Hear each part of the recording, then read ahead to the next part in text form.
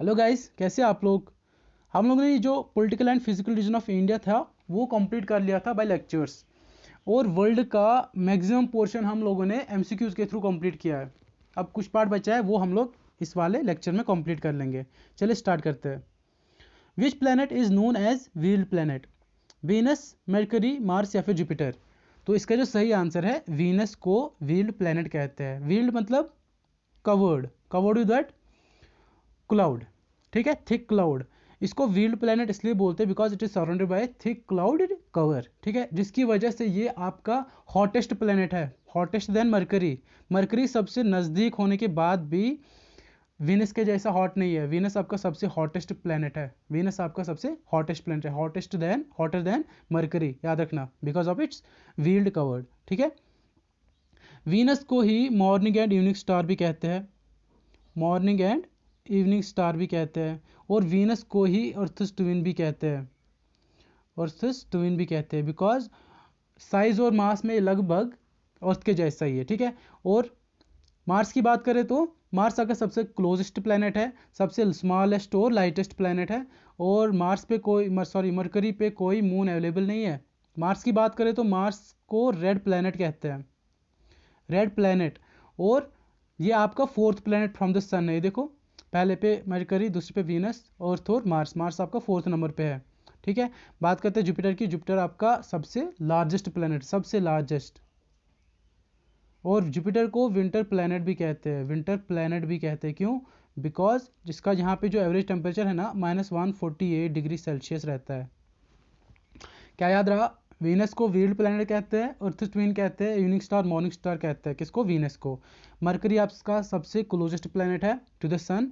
Mars को red planet कहते हैं, और जुपिटर को विंटर प्लैनेट कहते हैं, क्योंकि यहाँ पे जो एवरेज टेम्परेचर -140 डिग्री सेल्सियस तक रहता है। और एक चीज़, मार्स पे आपको दो मून्स मिलेगी, फोबोस एंड डीमोस, ठीक है। Question number 2, which among the following is second largest planet? Jupiter, Saturn, Uranus and Neptune. चारों में क्या?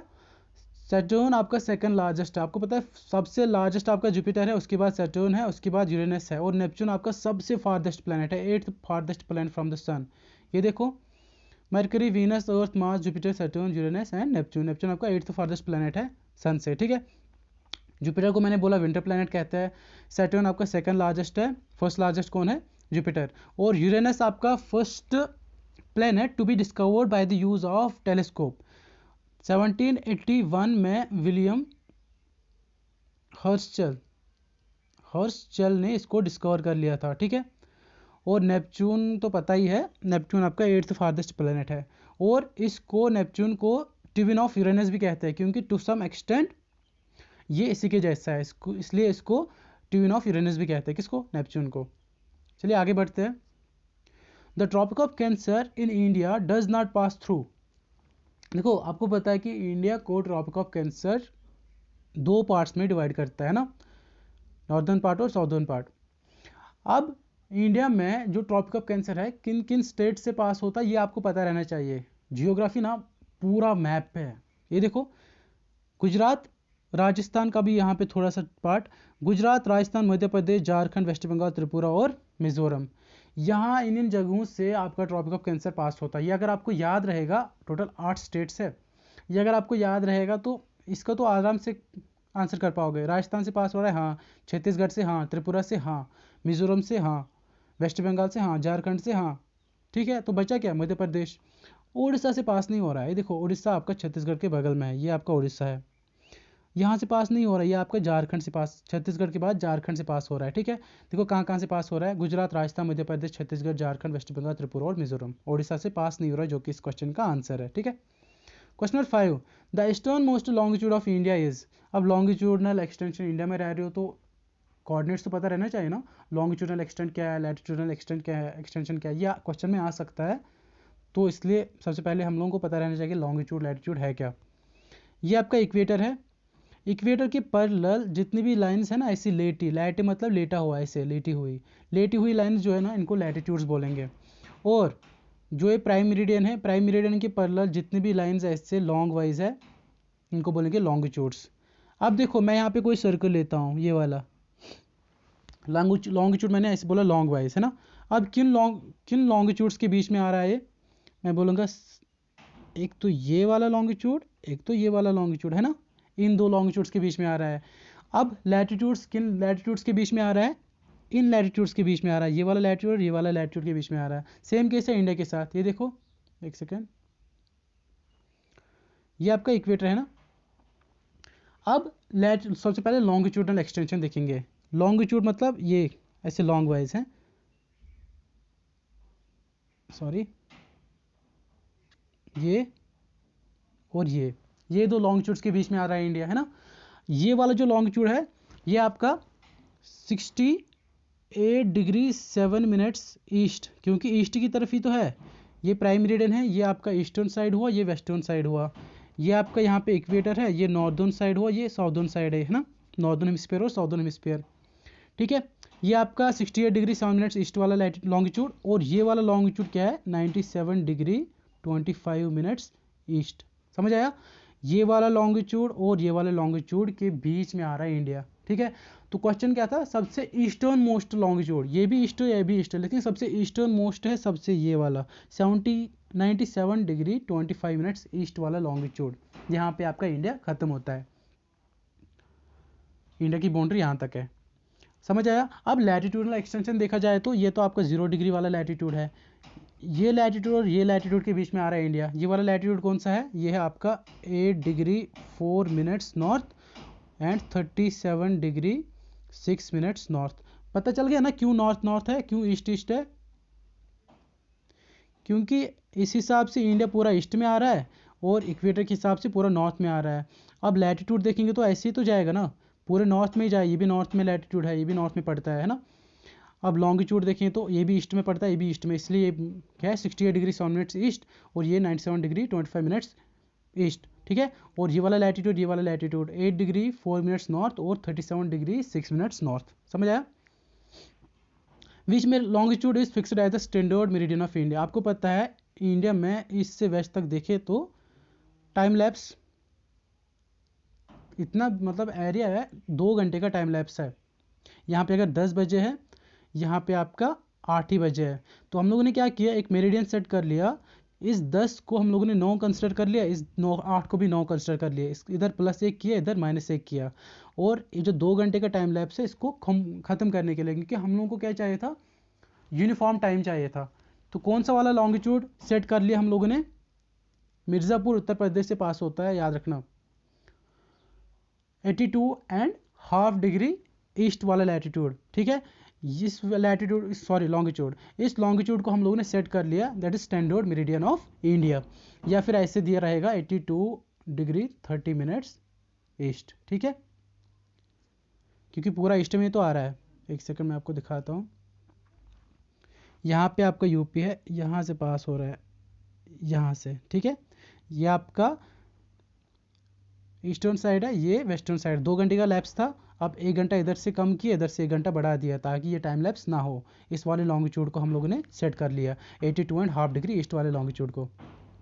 चलिए आगे बढ़ते हैं। Igneous rock, sedimentary rocks, metamorphic rocks क्या है, ये आपको क्वेश्चन में नहीं आएगा। आपको ये नहीं पूछा जाएगा कि इग्निशियस रॉक्स की डेफिनेशन बताओ, नहीं, आपको ये बता, आपको कुछ रॉक्स दी रहेंगी, आपको बोलेंगे इनमें से कौन इग्निशियस रॉक्स नहीं है, जो कि क्वेश्चन में आया था अभी, जो कश्मीर माइग्रेंट्स का SI का एग्जाम हुआ था उसमें ये पूछा गया था। ठीक है, अब देखो इग्निशियस रॉक्स आपको ऐसे याद रखना है, ग्रेनाइट, बेसाल्ट, गैब्रो, सिनाइट, बिटुमिनस कोल। आपको टोटल इतना याद रखना है, टोटल इतना याद रखना है। ठीक है, इग्निशियस रॉक में ग्रेनाइट, बेसाल्ट, गैब्रो, सिनाइट, बिटुमिनस कोल, और सेडिमेंट्री रॉक्स में लाइमस्टोन, सैंडस्टोन, शेल, क्ले और कोल।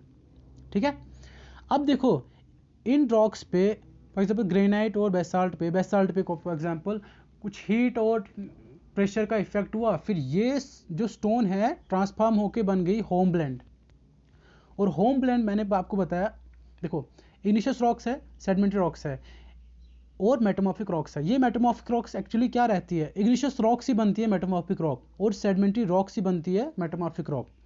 अब मैंने बेसाल्ट लिया, बेसाल्ट एक इग्निशियस रॉक है, अब इस पर कुछ हीटिंग या फिर प्रेशर का इफेक्ट हुआ, अब ये जो स्टोन है, अब ये जो रॉक है, सॉरी, अब ये जो रॉक है ये ट्रांसफॉर्म होकर बन गई होम ब्लेंड। ठीक है, लाइमस्टोन है, लाइमस्टोन क्या है आपका? सेडिमेंट्री रॉक है।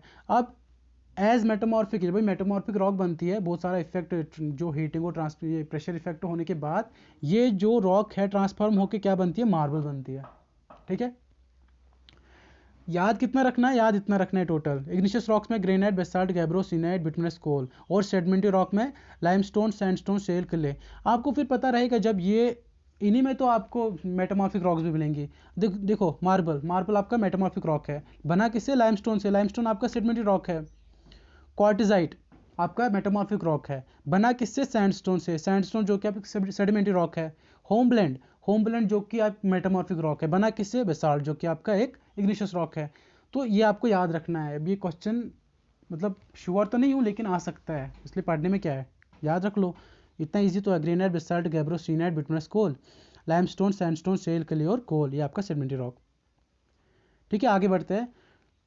The boundary between troposphere and stratosphere is known as. इस क्वेश्चन का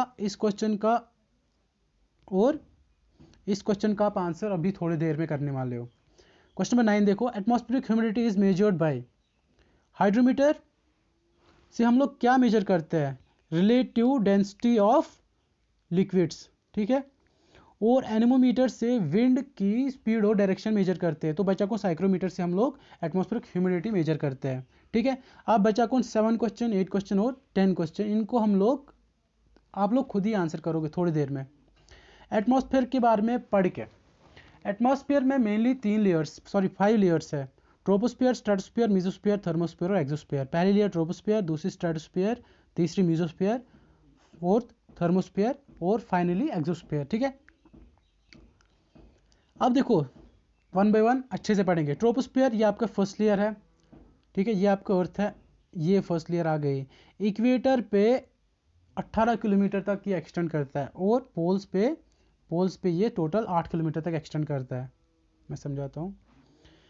इक्वेटर पे ये आपका 18 किलोमीटर तक एक्सटेंड करता है, और पोल्स पे ये कितना एक्सटेंड करता है? टोटल 8 किलोमीटर तक एक्सटेंड होता है। ठीक है, टेम्परेचर डिक्रीज विद हाइट। आपको मैंने बताया ये आपका अर्थ सरफेस है, यहाँ पे ग्रेविटेशनल पुल रहता है जिसकी वजह से जो एयर मॉलिक्यूल्स है टाइटली बाइंडेड रहते हैं। ठीक है, बहुत मतलब क्लोजली बाइंडेड रहते हैं। क्लोजली बाइंडेड रहेंगे तो ज़्यादा अमाउंट ऑफ हीट ट्रैप कर पाएंगे, ज़्यादा अमाउंट ऑफ हीट ट्रैप कर पाएंगे मतलब टेम्परेचर बढ़ेगा, टेम्परेचर यहाँ पे ज़्यादा होगा। अब जितना जितना हाइट पे जाएंगे ग्रेविटेशनल पुल कम होता जाएगा, तो लूजली बाइंडेड रहेंगे ये एयर मॉलिक्यूल्स, है ना। लूजली बाइंडेड रहेंगे तो less amount of heat trap कर पाएंगे, less amount of heat trap कर पाएंगे मतलब टेम्परेचर घटेगा। तो यही रीज़न है कि जितना जितना हाइट पे जाएंगे यहाँ पे टेम्परेचर उतना घटता है। ठीक है, contains more than 90% of gas. जितने भी गैस अवेलेबल है ना, 90% गैसेस इसी लेयर में आपको मिलेंगे। Height at which temperature stops decreasing is called tropopause. It acts as a boundary between troposphere and stratosphere, जो कि पहले क्वेश्चन का आंसर आपको मिले, क्वेश्चन नंबर 7 का। यहाँ पे आपका ट्रोपोस्फियर खत्म होता है, स्ट्रेटोस्फियर सही स्टार्ट होता है। जहाँ पे ट्रोपोस्फियर खत्म उसको बोलते हैं ट्रोपोपॉज, यहाँ पे टेम्परेचर गिरना बंद होता है, और इसके बाद आपका स्ट्रेटोस्फियर है। अब जहाँ पे स्ट्रेटोस्फियर खत्म होगा उसको बोलेंगे स्ट्रेटोपॉज। अब जहाँ पे मीजोस्फियर खत्म होगा उसको बोलेंगे मीजोपॉज। ठीक है, याद रखना। टेम्परेचर में भी as low as 58 degree Celsius, यहाँ तक ये टेम्परेचर गिर सकता है। Stratosphere lies beyond troposphere, troposphere के ये अर्थ है, ट्रोपोस्फियर के बाद आता है स्ट्रेटोस्फियर। ठीक है, ट्रोपोपॉज के बाद, तो ट्रोपोस्फियर तो लेयर है, दूसरी लेयर कौन है? स्ट्रेटोस्फियर। ट्रोपोस्फियर के बाद आती है आपकी stratosphere. Obtain altitude of 50 kilometre from earth surface. ये आपकी अर्थ है, ये ट्रोपोस्फियर है, और टोटल डिस्टेंस क्या आती है? 18 है ना। अब ये 50 किलोमीटर तक, और सरफेस से 50 किलोमीटर तक, 18 से 50 के बीच में ये लेयर एक्सटेंड करती है। ठीक है, अब बार बार उस डायग्राम पे नहीं आएंगे, यहीं पे समझ लेंगे। Temperature increases due to absorption of ultraviolet radiation of the sun by ozone present in this layer. देखो ओजोन का कुछ, ओजोन लेयर ना आपका स्ट्रेटोस्फियर में भी, और इसके बाद जो मेसोस्फियर है उसका लोअर पार्ट वो कवर कर लेता है। ठीक है, उसके लोअर पार्ट मेसोस्फियर में भी और स्ट्रेटोस्फियर में भी आपका ओजोन लेयर प्रेजेंट है। ठीक है, अब ओजोन लेयर क्या करता है, कुछ मतलब जो सन है ना, सन की जो हार्मफुल रेडिएशन है उसको एब्जॉर्ब कर लेता है। हम लोगों को तो बचाता है, यहाँ पे जो जितना भी लाइफ है उनको बचाता है, लेकिन अगर वो ओजोन ना होता तो यहाँ पे तो लाइफ पॉसिबल ही नहीं थी, क्योंकि कोई बचता ही नहीं। इतनी हार्मफुल रेडिएशन है, कोई नहीं बचता। अब हार्मफुल रेडिएशन ओजोन क्या करता है, एब्जॉर्ब करता है, इसलिए यहाँ पे इस वाले जो स्ट्रेटोस्फीयर में टेम्परेचर ज़्यादा रहता है। Temperature slowly increases to 4 degree Celsius. This layer is free from clouds, यहाँ पे क्लाउड्स नहीं है। Hence provides ideal flying conditions for large jet planes, जो भी जेट प्लेन से सबसे हाइट पे फ्लाई करते हैं, क्योंकि क्लाउड फ्री रहता है। एट अबाउट 50 किलोमीटर, जहाँ पे स्ट्रेटोपास है, स्ट्रेटोस्फीयर जहाँ पे खत्म होता है, 50 किलोमीटर पे यहाँ पे टेम्परेचर बिगिन्स टू फॉल, फिर गिरना स्टार्ट होता है फिर से। This marks the end of stratosphere. The end of इस लेयर इज कॉल्ड स्ट्रेटोपास, जो कि मैंने बताया कि स्ट्रेटोस्फीयर जहाँ पे ये आपका अर्थ है, ये आपका ट्रोपोस्फीयर है, ट्रोपोस्फीयर यहाँ पे खत्म हो गया, ये ट्रोपोस्फीयर है, यहाँ पे ट्रोपोस्फीयर खत्म हो गया, ये आपका ट्रोपोपॉज है। उसके बाद ये आपका स्ट्रेटोस्फीयर है ना, ये वाला रीजन। अब जहाँ पे स्ट्रेटोस्फीयर खत्म हुआ उसको बोलेंगे स्ट्रेटोपास, ठीक है। ओजोनोस्फीयर, ओजोनोस्फीयर आपका 30 किलोमीटर से 60 किलोमीटर तक कवर होता है, मतलब इसका आपका मैक्सिमम पार्ट स्ट्रेटोस्फीयर में भी आता है और लोअर मेसोस्फीयर भी कवर कर लेता है। इसको कीमोस्फीयर भी कहते हैं, because a lot of chemical activity goes on there. अब थर्ड लेयर कौन है, mesosphere, extends to a height of 80 kilometre, 50 से 80 तक, मतलब 30 किलोमीटर के बीच में। Here the temperature decreases again, falling as low as 90 degree Celsius. यहाँ पे आपका टेम्परेचर फिर से गिरना स्टार्ट होता है, कहाँ तक गिरता है, -90 डिग्री सेल्सियस। और मीजोस्फीयर के बाद जो थर्मोस्फीयर है ना, थर्मोस्फीयर में आपकी जो मेटेरोइड्स है, मेटेरोइड्स क्या है मैं आपको बताता हूँ, यहाँ पे कैसे बताऊँ, रुको। आपका जो मार्स वाला बेल्ट है, मार्स अपने ऑर्बिट पे घूम रहा है, यहाँ पे जुपिटर है, इन मार्स और जुपिटर, इन दो बेल्ट्स के बीच में ही ये मेटेरोइड्स ट्रेवल करते हैं। फिर इनको मेटेरोइड्स को क्या बोलते हैं, शूटिंग स्टार्स भी बोलते हैं, क्योंकि ये अर्थ पे गिरना स्टार्ट होते हैं। जब अर्थ पे गिरेंगे, गिरने से पहले जो थर्मोस्फीयर है ना, थर्मोस्फीयर इनको उनकी वहाँ पे थर्मोस्फीयर में इतनी ज़्यादा अमाउंट ऑफ हीट रहता है, इतना टेम्परेचर रहता है कि ये बर्न अप होते हैं। अब जो बर्न अप नहीं हुआ, मैक्सिमम तो लगभग 90% तो बर्न अप हो जाते हैं। अब जो बर्न अप नहीं होते हैं वो फिर मीजोस्फीयर में पूरी तरह से बर्न अप हो जाते हैं, फिर उसके बाद कुछ कुछ तो गिरते ही रहते हैं। Extends to a height of 80 km. Here the temperature decreases again, falling as low as 90 degrees Celsius. Meteorites burn up in this layer. The end of this layer is known as mesopause. ठीक है। Thermosphere, fourth layer, lies above mesosphere. Extends to a height of about 513 km. आपको बहुत सारे books पे अलग अलग है, लेकिन अकॉर्डिंग टू नासा कहाँ तक ये एक्सटेंड करता है, 513 किलोमीटर तक। Temperature rises up to 45 degree Fahrenheit या फिर 2482 डिग्री सेल्सियस। देखो कितना टेम्परेचर, स्टिल इतना टेम्परेचर रहने के बाद भी अगर आप किसी बंदे को वहाँ पे रखोगे ना, उसको वार्म फील नहीं होगा, उसको ठंड लगेगी। क्यों ठंड लगेगी, यहाँ पे टेम्परेचर भले ही हाई है, टेम्परेचर हाई है, लेकिन टेम्परेचर उस बंदे तक लाएगा कौन, उसके लिए एटमॉस्फेयर नहीं है, उसके लिए सॉरी गैसेज नहीं, कोई एयर मॉलिक्यूल्स नहीं है। क्योंकि हम लोगों को यहाँ पे गर्म ठंड फील होता है, क्योंकि जो भी टेम्परेचर है एयर मॉलिक्यूल्स उसको एब्जॉर्ब करते तो हम तक लाते हैं। अब यहाँ पे कोई मॉलिक्यूल्स नहीं है, still a person will not feel cold because there are not enough gas molecule to transfer the heat to you. किसी बंदे को अगर थर्मोस्फीयर में रखोगे, उसको गर्म नहीं लगेगी, इतना टेम्परेचर रहने के बाद भी वो वार्म फील नहीं करेगा, वो ठंडा, उसको कोल्ड लगेगा, उसको ठंड लगेगी, क्योंकि वहाँ पे एयर मॉलिक्यूल्स है ही नहीं जो हीट आप तक पहुँचाए। अब मॉलिक्यूल्स नहीं है तो साउंड भी नहीं पहुँच पाएगी, साउंड वेव्स ट्रैवल नहीं करेंगी, साउंड भी आप तक नहीं आएगी। आप अगल बगल में होगे, आप बस हॉर्न चलाते रहोगे, कुछ सुनोगे नहीं, क्योंकि आवाज़ पहुँचाएगा कौन, मीडियम तो होना चाहिए, मीडियम है ही नहीं। Not enough molecules for sound waves to travel through. अब इसमें आपको इसको आयोनोस्फीयर भी कहते हैं, क्योंकि इस पार्ट में आपका आयोनोस्फीयर भी आता है। आयोनोस्फीयर किस लिए, आयोनोस्फीयर है क्या, आयोनोस्फीयर ऐसी लेयर है जो कि आपको किस लिए हेल्प करती है, लॉन्ग डिस्टेंस कम्युनिकेशन। आप जो फ़ोन वोन पे बात करते रहते हो, या फिर आपका वो जो लॉन्ग डिस्टेंस कम्युनिकेशन होता है ना, इसी से पॉसिबल है, किससे, आयोनोस्फीयर में। और आयोनोस्फीयर किस लेयर में प्रेजेंट है, थर्मोस्फीयर में प्रेजेंट है, या इस लेयर को थर्मोस्फीयर ही कहते हैं। किसको, सॉरी, इस थर्मोस्फीयर को आयोनोस्फीयर भी कहते हैं, क्योंकि यहाँ पे आपका आयोनोस्फीयर प्रेजेंट है। Temperature increases because of the radiation from the sun burns up nearly all meteoroids. ठीक है, मैंने बोला मेटेरोइड्स को जो भी फिर बचे, यहाँ पे तो पूरे सबको बर्न अप करते हैं, लेकिन कुछ अगर बचता है वो फिर मेसोस्फीयर में बर्न अप होते हैं, वहाँ भी नहीं बचते तो अर्थ पे तो गिरते ही है। एक्सोस्फीयर, सबसे outer most layer of the earth. Exosphere extends beyond the thermosphere up to 960 km and gradually merges with interplanetary space. 513 तक, सॉरी 513 तक तो ये वाला है थर्मोस्फीयर है ना, 513 किलोमीटर तक। अब उसके बाद 9 कितना था 960 किलोमीटर तक आपका एक्सोस्फीयर है। फिर इसके बाद इसकी बाउंड्री नहीं है, फिर ये आगे इसके बाद क्या करता है, किससे मिलता है, स्पेस से मिल जाता है। उसके बाद स्पेस ही स्पेस है। And gradually merges with interplanetary space. Temperature in this layer ranges from 300 to 1650 degree Celsius. देखो कितना टेम्परेचर, बहुत टेम्परेचर है ना। ठीक है, आई होप गाइस आपको पसंद आ गया होगा। वो यहाँ पे और एक टॉपिक है great circle and small circle. आपको ये क्वेश्चन आया था किसमें, क्लास 4 में। हाँ, तो पता रहना चाहिए ग्रेट सर्कल स्मॉल सर्कल है क्या। ये आपका अर्थ है, ये आपके लैटिट्यूड्स है, इक्वेटर है और प्राइम मेरिडियन है ना। अब कोई भी लॉन्गिट्यूड लो, आप कोई भी लॉन्गिट्यूड लो, ये वाला लॉन्गिट्यूड लो, ऐसे यहाँ पे देखो, ये वाला लॉन्गिट्यूड लो, ये वाला लॉन्गिट्यूड लो, या ये great circles are the circles which are drawn on the earth surface in such a way. इसको मैं सिंपल लैंग्वेज में बताऊंगा। आप अगर ऐसा कोई भी सर्कल लो, ऐसा कोई भी लाइन लो, अगर वो अर्थ के 2 इक्वल हिस्से करेंगे ना, तो वो आपका ग्रेट सर्कल्स है। ये देखो, ये आपका इक्वेटर है, इक्वेटर, ये अगर आपका सर्कल है, इक्वेटर 2 पार्ट्स में डिवाइड करता है ना। अब ये देखो यहाँ पे, अगर आपने ग्लोब देखा होगा, ग्लोब ऐसे ऐसे रहता है ना, ऐसे रहता है ग्लोब, फिर इसको घुमाते हैं, ठीक है। अब ये वाला तो लैटिट्यूड लॉन्गिट्यूड है, अगर आप इसको ये वाला पोर्शन अब इसको घुमाओगे तो ये वाला पोर्शन अब यहाँ पे आएगा, है ना। कैसे समझाऊं, सिंपल याद रखना कि मैं यहाँ पे कोई भी सर्कल लूँगा इसका, अगर उस सर्कल का जो डायमीटर है, उस सर्कल का डायमीटर है वो बराबर आएगा किसके, अर्थ के डायमीटर के बराबर।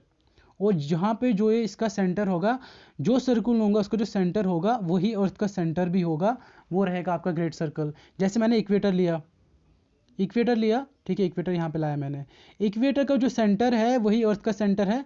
मैंने कोई भी सर्कल लिया, इक्वेटर का जो सेंटर है वही अर्थ का भी सेंटर है ना, और इसका जो डायमीटर है वही इसका भी डायमीटर है, तो ये कहलाएगा ग्रेट सर्कल। अब लॉन्गिट्यूड का देखो, तो अगर मैं लॉन्गिट्यूड ले रहा हूँ, कोई भी सर्कल ले रहा हूँ, मैंने ये वाला सर्कल लिया, ये वाला सर्कल लिया, लॉन्गिट्यूड है ना। अब इसका जो सेंटर है वही लॉन्गिट्यूड का सेंटर है ना, इसका जो सेंटर है वही लॉन्गिट्यूड का सेंटर है, इसका जो डायमीटर है वही अर्थ का भी डायमीटर है, क्योंकि अर्थ गोल है। यहाँ पे तो दिख नहीं रहा है कि 3D में दिखाना पड़ेगा। सिंपल, इक्वेटर, लैटिट्यूड में इक्वेटर और सारे लॉन्गिट्यूड्स और इक्वेटर आपके ग्रेट सर्कल कहलाएंगे। फिर उसके बाद जो बचा, सारे लैटिट्यूड्स इक्वेटर को छोड़ के आपके स्मॉल सर्कल्स कहेंगे। क्योंकि मैंने यहाँ पे एक छोटा सा सर्कल लिया, क्या इसका जो डायमीटर है अर्थ के डायमीटर के बराबर है, नहीं। अब ग्रेट सर्कल नहीं है तो स्मॉल सर्कल है, ठीक है। जितने भी सारे, याद रखना, इक्वेटर के साथ जितने भी लॉन्गिट्यूड्स है ये सारे आपके ग्रेट सर्कल्स है। और स्मॉल सर्कल्स ऑल लैटिट्यूड्स, सारे लैटिट्यूड्स इक्वेटर को छोड़ के, ठीक है, वो आपके स्मॉल सर्कल्स है। याद रखिएगा, इक्वेटर और सारे लॉन्गिट्यूड्स आपके ग्रेट सर्कल है, और लैटिट्यूड्स, सारे लैटिट्यूड्स इक्वेटर को छोड़ के वो आपके स्मॉल सर्कल्स है। यहाँ पे मैं समझा नहीं सका, सॉरी, क्योंकि 3D में, आई होप कि आप समझ गए होंगे, क्योंकि ये 3D में है, 3D में समझाना पड़ेगा। फिर ये लॉन्गिट्यूड, ये वाला लॉन्गिट्यूड, ये आप सर्कल लो, मैंने ये वाला सर्कल लिया। अब अगर आप अर्थ को ऐसे दूसरी साइड से देखोगे ना, तो ये जो मैंने पूरा लॉन्गिट्यूड लिया, ये अर्थ है, मैंने ऐसे लॉन्गिट्यूड डाला एक, ये ऐसे उधर की तरफ से आया, क्योंकि अर्थ तो गोल है ना। ये पूरा जो मैंने सर्कल लिया ना, इस सर्कल का जो सेंटर है और अर्थ का सेंटर है बराबर सेम है। अगर आप लैटिट्यूड लोगे कोई भी, मैंने ये वाला सर्कल लिया, इसका सेंटर, अर्थ का सेंटर यहाँ पे, इसका सेंटर यहाँ पे आएगा, सेंटर बराबर है। अब सेंटर बराबर नहीं है तो स्मॉल सर्कल हो गया, सेंटर बराबर है तो आपका ग्रेट सर्कल हो गया। इक्वेटर और सारे लॉन्गिट्यूड्स आपके ग्रेट सर्कल है, और सारे लैटिट्यूड्स इक्वेटर को छोड़ के आपके स्मॉल सर्कल्स है, ठीक है। आई होप कि समझ आ गया होगा। मिलते हैं फिर नेक्स्ट वीडियो में, बाय, टेक केयर।